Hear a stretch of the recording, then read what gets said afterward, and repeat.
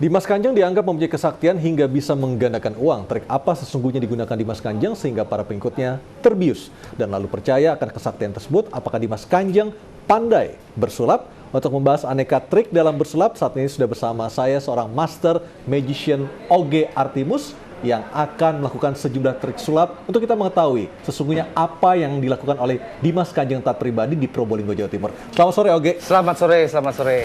Oge, Anda membawa sejumlah kertas. Sejumlah kertas ya di sini. Kertas. Apa yang akan Anda tunjukkan pada pemirsa? Jadi sebetulnya gini, sebelumnya adalah saya pengen punya pesan juga nih kepada masyarakat di luar dengan adanya kejadian ini gitu kan. Intinya adalah jangan mudah terpercaya dengan orang-orang yang bahasanya adalah orang pintar gitu kan, bahwa mereka akhirnya terjebak dengan Pintar menipu tapi ya. Bisa dikategorikan seperti itu, karena bisa saya pastikan bahwa hampir sebagian besar apa yang mereka lakukan adalah penipuan. Gitu, kayak yang umpamanya barusan juga ditemukan adalah emasnya adalah emas palsu gitu kan, terus uangnya uang juga palsu. uang palsu gitu kan. Terus yang saya lebih kasihan lagi adalah mereka orang-orang itu punya harapan besar gitu loh. Salahnya mereka di situ, larinya ke tempat yang salah gitu kan. Kalau umpamanya saya nggak perlu kayak gitu, umpamanya ini kayak kertas-kertas biasa aja gitu kan. Coba sekarang tolong dipegang, dilipat, digumpal-gumpal jadi seperti kecil. ini. Yang kecil terus. Saya gumpal-gumpal. Kurang. Oh, kurang kecil? Kurang kecil. Biar kenceng gini. Buka tangannya. Ditutup. Saya tutup. Pegang seperti ini. Ini. Nah bayangan, tadi itu adalah apa? Kertas.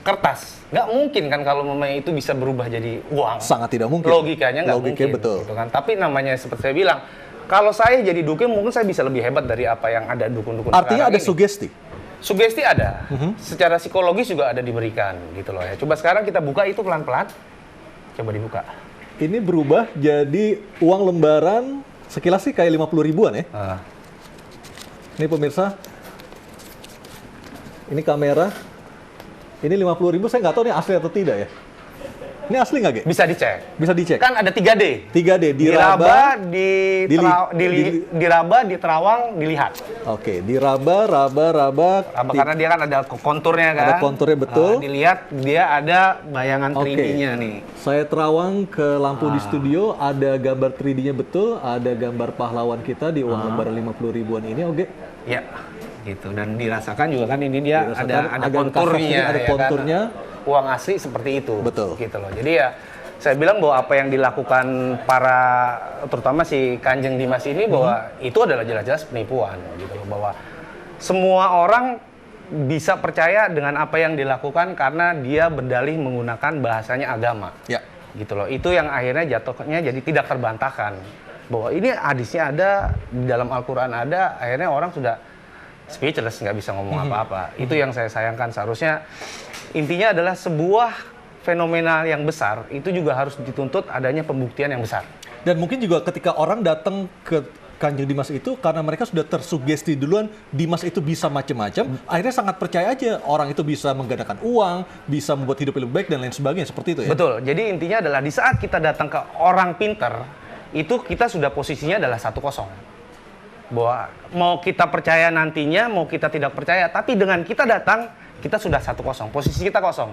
Dia sudah punya kredibilitas 1 di mata kita. Jadi trik apa yang dilakukan oleh Dimas Kanjeng itu sesungguhnya? Sesimpel dia menyimpan uang itu di belakang badannya dia. Jadi kalau kita lihat mungkin nanti ada gambarnya di layar TV kita. Jadi Dimas Kanjeng itu duduk pakai jubah, menjuntai hingga ke lantai, lalu tangannya juga agak ke belakang. Itu dia sesungguhnya ngambil uang bener atau bisa jadi seperti itu. Ya, nah ini gambarnya. Ya. Ini gambarnya kita lihat ya. Dia pakai jubah warna putih, pakai baju jubah warna putih, dia tangannya ke belakang ngambil sesuatu ya kan yang kita nggak tahu sendiri apa dan bangkunya juga itu kayak gimana gitu kan. Bisa saja. Kalau saya mungkin bisa ngeluarin jerapah dari situ atau gajah. Bisa lebih besar lagi. Kalau cuman uang sekecil-kecil itu sih mau 3 kardus itu bisa saya keluarkan. Dan kita juga nggak tahu kan uang yang di depan Dimas Kanjeng betul. Atau cuma tumpukan doang, di bawahnya tumpukan kertas, kita juga nggak ngerti kan. Apalagi setelah kita tahu bahwa ditemukan bawahnya uang palsu. Betul. Ya kan? Gitu. Jadi ya kalau umpamanya saya disuruh main dengan posisi keadaan seperti ini duduk, saya seperti saya bilang, saya bisa keluarin gajah mungkin dari dalam situ. Yang lebih nggak mungkin lagi ya kan. Gitu, makanya saya kalau disuruh main mungkin akan lebih hebat daripada mereka-mereka. Gitu. Jadi sebenarnya sebuah trik sulap yang sangat simpel, sangat mendasar seperti itu ya. Siapapun bisa melakukan ya kan? Semua sebetulnya bisa melakukan, asal mereka tahu caranya. Gitu loh. Jadi kayak umpamanya kayak gini deh. Ini kertas kosong gitu kan. Sesimpel bahwa saya akan melipat ini, gitu kan. Nah pemirsa, kertas ini bukan kertas khusus karena kertas ini bisa Anda temukan di mana saja. Ini adalah kertas naskah saya yang tadi dirobek-robek, dijadikan lipatan-lipatan kecil oleh Oge Artemus. Masih dilipat-lipat oleh Oge, kita nggak tahu jadinya apa. Nanti kita lihat bersama pemirsa. Berubah jadi uang 100.000. Sesimpel itu gitu loh. Maksudnya sekarang kalau saya jadi dukun, saya main itu di depan orang akan percaya saya sakti. Saya punya kemampuan. Kayak gini, makanya saya bilang kalau saya jadi dukun, orang nggak perlu datang saya bayar mahal. Bawa aja kertas koran bekas, buku-buku bekas, saya datengin, saya guntingin jadi bentuk uang, saya rubah jadi uang. Coba kita buktikan lagi, Oge, dengan potongan-potongan yang jauh lebih kecil, dengan lebih lambat lagi, dengan gerakan yang slow motion lebih lambat lagi. Atau gini deh, coba terkadang kan bisa nggak kalau umpamanya dari duitnya berubah lagi jadi kertasnya? Bisa nggak? Kita coba. Oke. Gitu. Maksudnya akan simple seperti saya bilang bahwa ini kita akan lipat. Ini adalah uang ini. 100 ribuan pemirsa. 100 ribuan. Anda bisa lihat di layar televisi Anda, di zoom in. Nah, seperti ini, Ya 100 ribuan. Kita akan lipat. Ya. Ya kan? Aslinya Kita dari akan kertas membalikan. seperti ini. Ya.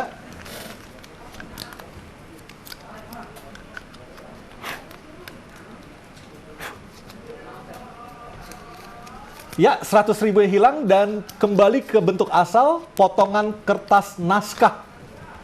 Seperti itu. Ya kan? Jadi ya saya bilang bahwa apapun itu saya bisa merubahnya. Saya pesulap gitu loh. Saya pesulap dibayar karena keprofesionalitasan saya dan kemampuan saya yang saya geluti. Gitu. Ini ada hubungan dengan magic? Atau hanya sekedar Konteks trik? magicnya apa dulu? Ilmu-ilmu hitam mungkin? Nggak ada hubungannya dengan ilmu hitam. Mhm. Tidak ada sama sekali justru. Justru jadi yang semuanya saintifik. Nah, saya juga berharap bahwa masyarakat dengan adanya kejadian ini bisa jadi lebih cerdas. Setidaknya berpikir kritis gitu loh, bahwa kalau ada suatu fenomenal bahwa oh ini begini, kenapa bisa begitu ya gitu loh. Jadi minimal kita mengambil sebuah kesimpulan yang paling sederhana. Apa ya? Kayak anak kecil. Pesulap itu pasti paling sibuk itu kalau main di depan anak kecil. Karena anak kecil itu pemikirannya simpel dan sederhana. Kalau tidak ada di tangan kanan, pasti dia akan mencari di tangan kiri. Gitu. Kalau tidak ada di kedua tangan, pasti akan ada di badannya dia. Gitu. Makanya kalau saya main sama anak kecil, begitu koinnya saya hilangin, mulai tuh bajunya diangkat-angkat segala macam gitu kan. Nah, akan sesimpel itu. Dan juga harus diketahui juga bahwa semakin pintar orang secara intelektual, akan semakin mudah untuk diperdaya. bukannya justru kebalik ya? Karena akan semakin kompleks. Oke. Jadi umpamanya saya rubah uang ini jadi, rubah kertas ini jadi uang. Secara logika itu tidak mungkin. Betul. Orang yang pintar akan berpikir, oh pasti dia akan begini, dia punya ini, dia punya ini, dia punya ini, mungkin dia punya klinik. Hal yang paling mudah adalah memikirkan itu ke arah mistis, gitu. Karena tidak bisa dijelaskan dengan akal sehat, gitu kan. Padahal mungkin bisa saja saya sudah menyiapkan sesuatu atau saya sudah mendahulukan sebelum Anda tahu, gitu. Artinya itu juga membuktikan mengapa orang-orang yang datang ke Dimas Kanjeng itu juga dari strata pendidikan mulai dari yang terendah hingga yang udah S3 di luar negeri seperti Ibu Marwah Daud seperti itu juga akhirnya bisa menjawab keraguan masyarakat seperti menurut itu. Saya ya, karena ya itu dia sebetulnya kalau apabila ada satu kasus yang kita ketahui fenomenal lah, intinya adalah bahwa ada klaim supranatural bahwa saya bisa menggandakan uang. Kalau saya adalah main di depan saya, tunjukin depan saya, kalau memang itu benar bahwa Anda bisa mengeluarkan uang dengan semudah itu, saya mungkin akan berpikiran bahwa oke, saya akan angkat tangan mungkin gitu. Cuman mungkin ada indikasi ke arah situ. Ya. Kalau kita mau apa tips buat yang bisa Anda bagikan kepada pemirsa jika mereka dalam kondisi berhadapan dengan orang-orang seperti Dimas Kanjeng itu, apa yang harus dilakukan oleh masyarakat supaya mereka tidak tertipu? Oke, yang pertama yang jelas kita harus pikiran kita harus kritis. Jadi yang pertama itu kita harus punya pemikiran kritis. Terus kedua, apabila kita menemukan sebuah fenomena yang harus kita pertanyakan adalah kepada diri kita sendiri, bagaimana caranya? Kita bikin analisa sederhana. Sesimpel anak kecil berpikir bahwa tidak ada di sebelah kanan, mungkin ada di sebelah kiri. Ya. Sesimpel itu. Kemudian kita berpikir secara analisa kemungkinan lainnya yang sederhana juga. Gitu. Kemudian apabila tidak bisa ditelaah secara pemikiran yang sederhana, kemudian pengalaman, terus unsur-unsur lain kita masukkan ke dalam situ. Gitu. Jadi intinya adalah lebih kritis bahwa itu benar atau tidak, jangan mudah mempercayai dengan hal-hal yang bahwa orang pintar lah, bisa ini dan bisa itu gitu. Karena saya sekarang malah ada fenomena barunya, nggak cuma duduk dari belakang. Jadi ada satu dukun atau orang pintar itu dia bawa karung nih sekarang nih udah nih modelannya. Jadi sudah tidak duduk lagi, orang berdiri pakai karung, dia keluarin duit dari dalam karung itu. Itu sama seperti pesulap, dari dalam kantong ada keluar kelinci, keluar keluar dan segala tongkat, macam-macam gitu ya. Itu dia. Apa bedanya sama sulap gitu kan? Oke, boleh ditunjukkan lagi trik tadi? Saya ambil secara acak pemirsa lembaran kertas yang mana saja untuk diubah menjadi... Dirobek-robek. Oh, dirobek-robek? Dirobek-robek. Oke, dirobek-robek seperti ini? Ya. Oke. Lagi, dirobek-robek lagi. Saya robek-robek lagi untuk menjadi potongan yang lebih kecil. Lebih kecil, sangat lebih kecil. Ya. Cukup? Cukup, direkapkan kembali, digumpal-gumpal. Saya gumpal-gumpal di tangan kanan saya. Oke, sekarang, sorry. Oge Artemus akan menunjukkan trik mengubah kertas biasa menjadi selembar uang kertas. Kita lihat. Begini. Oke. Tutup.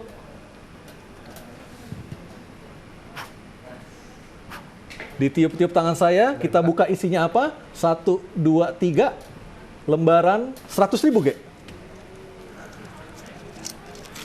10 menit Anda di sini, Anda sudah menghasilkan 150.000, Ge. Iya, betul. Nah, ini pemirsa. Ini berasal dari potongan kertas yang sudah saya robek-robek sedemikian kecil dan saya genggam lalu berubah menjadi uang. Ini adalah trik. Dan ini palsu atau asli? Ini asli. Bagaimana dengan yang ini? Asli. Ini asli juga? Asli. Bisa dites, bisa diperiksa. Gitu intinya adalah kalau yang saya bisa bilang dengan para orang-orang pengganda duit itu kenapa mereka butuh mahar, intinya adalah uang itulah yang akan digunakan mereka untuk seolah-olah mereka menggandakan uang.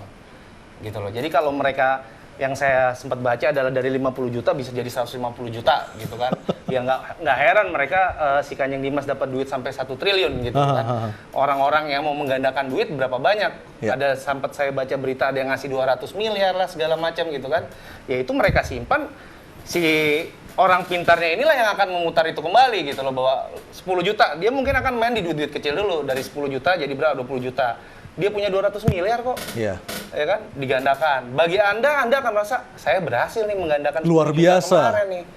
Akhirnya jual ini jual itu karena pengen cepat untung gede, dikeluarkan lagi duit bayar. Baik. Oge Artemus, terima kasih atas waktunya dan berbagi ilmu kepada saya maupun kepada pemirsa di rumah, dan ada uang Rp150.000 di meja siaran saya. Terima kasih Oge, selamat sore. Selamat sore, terima kasih. Dan pemirsa, puluhan pengurus P3 Jember Jawa Timur merusak kantor DPC P3 karena tidak terima pengalihan pengurus secara sepihak. Informasi selengkapnya kami hadirkan dalam Ains Petang sesaat lagi.